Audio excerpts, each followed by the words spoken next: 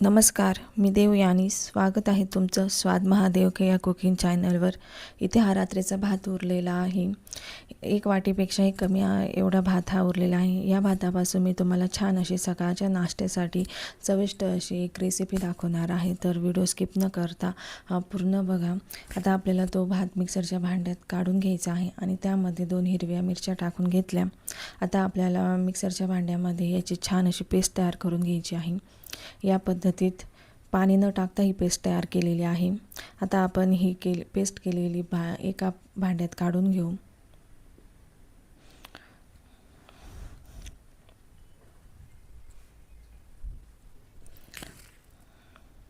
आता यामध्ये मी 1 वाटी रवा घेतलेला आहे. चमच्याने बघितला तर 5 ते 5.5 चमचे हा रवा आहे. बारीक रवा आहे हा. तुमच्याकडे जाड रवा असेल तर तोही तुम्ही मिक्सरच्या भांड्यात फिरवून तो वापरू शकता. आता त्यामध्ये मी थोडीशी कोथिंबीर, अर्धी शिमला मिर्च तीही बारीक कापून घेतलेली आहे आणि त्यासोबत एक मी छोटा कांदा तोही उभा कापून घेतलेला आहे. आता त्यामध्ये सर्वात महत्त्वाचं म्हणजे मी एक कच्चा बटाटा घेतलेला आहे. तो बारीक किसणीने किसून घ्यायचा आहे. मोठा बटाटा आहे हा. तो व्यवस्थित बारीक किसून घ्यायचा आहे आणि त्यातलं सर्व पाणी निथळून घ्यायचं आहे.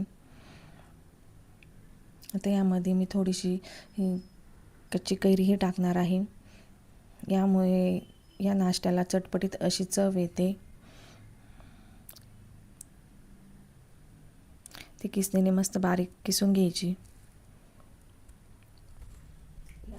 आता मी यामध्ये थोडंसं चिली फ्लेक्स, चवीनुसार मीठ आणि थोडीशी जिरा पावडर टाकून घेत आहे आणि थोडासा हिंग. आता आपल्याला हे सर्व तसंच मिक्स करायचं आहे. पाणी न टाकता सर्व मिक्स करून घ्यायचं आहे.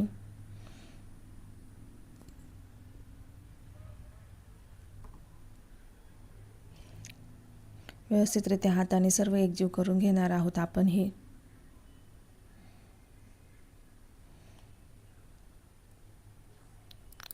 या पद्धतीमध्ये ते सर्व तयार झालेलं आहे. आता त्यामध्ये मी थोडंसं पाणी टाकून आपल्याला ज्या प्रकारे पातळ हवं आहे त्या पद्धतीत ते करून घेत आहे.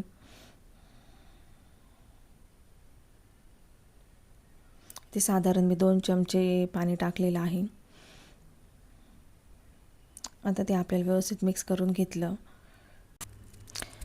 गॅसवर मी आप्पेपात्र ठेवलेलं आहे. आता आपल्याला या आप्पेपात्राला तेल लावून घ्यायचं आहे.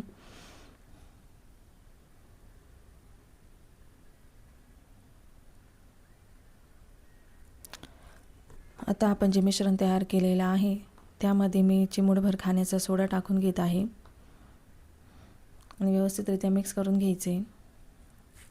आता आप्पेपात्रामध्ये सर्व जे मिश्रण केलेलं आहे ते आपण ते टाकून घेणार आहोत.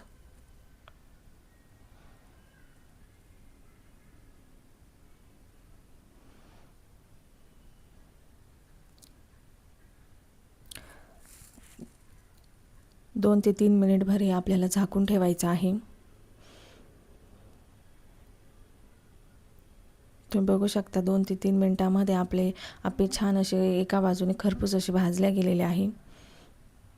आता परत 2 मिनिटभर ते आपल्याला दुसऱ्या बाजूने व्यवस्थित खरपूस असे भाजून घ्यायचे आहे.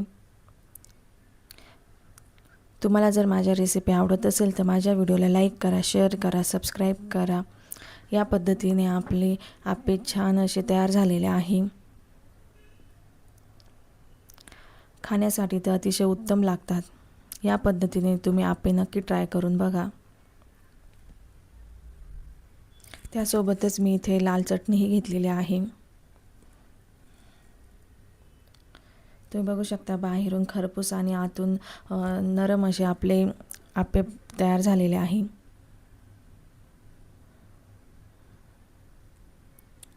आप्यांना तर चव तर अप्रतिम आली होती. तुम्हालाही जर माझी रेसिपी आवडली असेल तर कमेंट करून नक्की कळवा.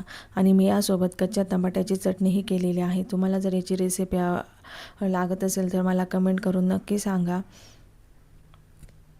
आप्यांना चव तर अप्रतिम आली होती. या पद्धतीने तुम्ही नक्की सकाळचा नाश्ता करू शकता. धन्यवाद.